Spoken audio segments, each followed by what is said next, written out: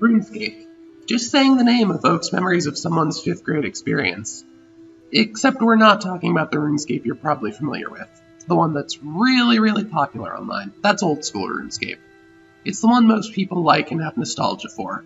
I play RS3, which is the original timeline in the Runescape cinematic universe.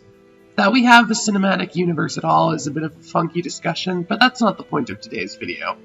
The point of today's video is cold hard cash, and namely market manipulation. You see, so far as MMOs go, RuneScape is very open in terms of letting its players dictate the ebb and flow of the in-game economy. This is done through an auction house called the Grand Exchange. You simply enter the name of a tradable item you intend to buy or sell, enter your price, and wait for the game to make the trade on your behalf. It's a bit more complicated than that, but that's the basic idea of it. It's also a useful tool for tracking market prices on items over time. For instance, if we go onto the RuneScape website, we can look at a period of 1, 3, or 6 month increments for every item, and see what the price changes were, as well as how many of each item changed hands. This is where the meat of the story begins. This idea has been rattling around my head for about a year, but I really only kicked it into high gear in the past 4 months or so. Initially, I wanted to buy as many of 8 different types of items as the game engine would allow, because 8 slots that you can use in the Grand Exchange at once, 8 items, that made sense to me. Now, this would be somewhere in the range of 2 billion per item. Not coins to buy, 2 billion of each individual item. Over 2 billion, actually.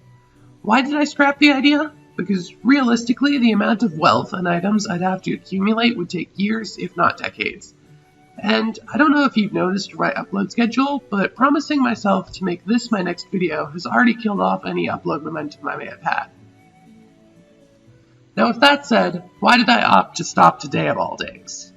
This has to do with the humble iron arrow, one of the items I was collecting. You see, I noticed today that I'd accidentally already manipulated the economy on them. I've currently bought all of the possible stock for iron arrows that are in the trade market.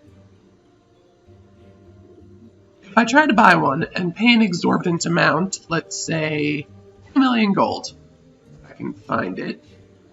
There we go. So 1, you see the price is supposed to be 32 gold. Let's try 20 million gold, because that's what... Yeah, see? I cannot buy an iron arrow no matter how hard I ding-dang try. They just do not exist in the economy right now, outside of the ones that I have. I've got 3 items of varying quantities for the purpose of this video. The iron arrows, as previously mentioned, lobsters, and mind runes. Now, why did I choose these items? I chose iron arrows because I wanted an item to be of the people. And, you know, iron arrows are humble. They get the job done. Everybody's used them. They're arrows. Why did I pick lobsters? Because lobsters are a great example of price manipulation in real life. You see, lobsters used to be cheap food intended for working class people. However, elites discovered they taste nice, and now they're really expensive. And if that's not a 180 of a price manipulation, I don't know what is. And I chose mind runes because frankly, you'd have to be mental to actually do the challenges I originally intended. It seems fitting. So if we look at these items on an individual basis, we'll notice they all have a relatively cheap price.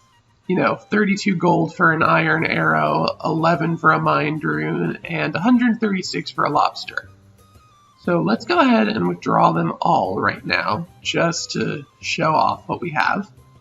And we have a combined wealth value of 272 million. 272 million gold comprised of, I don't want to say junk items, but items that people don't place a super high value onto. Now normally, price manipulation would involve holding these items until they increase in price and demand, to then make a profit off of doing nothing but holding onto the items patiently. But we're not going to do that. We're going to do something much different.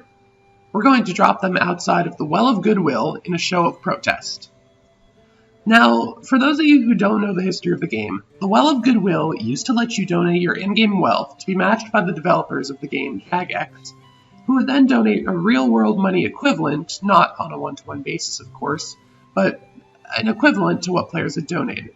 Now the well hasn't been active in some years, and to be frank, if dropping nearly 2 million lobsters at the foot of the well won't turn the charity faucet back on, I don't know what will. So, I'm just going to take a last moment to sit with all of the hours that I've put into this really little strange idea I've had, but nonetheless a fun idea, and say goodbye to the lobsters. Yes, I wish to drop it. Goodbye to the mind runes. And goodbye to the iron arrows. You never have to be traded again. Sleep well, my beautiful pixel children. So, normally, I try to make gaming challenges on my channel. I'm not sure this was a challenge, unless you count an exercise in patience challenging. But then again, I've been playing Runescape, a game where you point and click enough to succeed. So, I don't know what that says about me really. But if you'd like to see me attempting more gaming challenges or general tomfoolery, like and subscribe to show your support. I hope you have a nice day.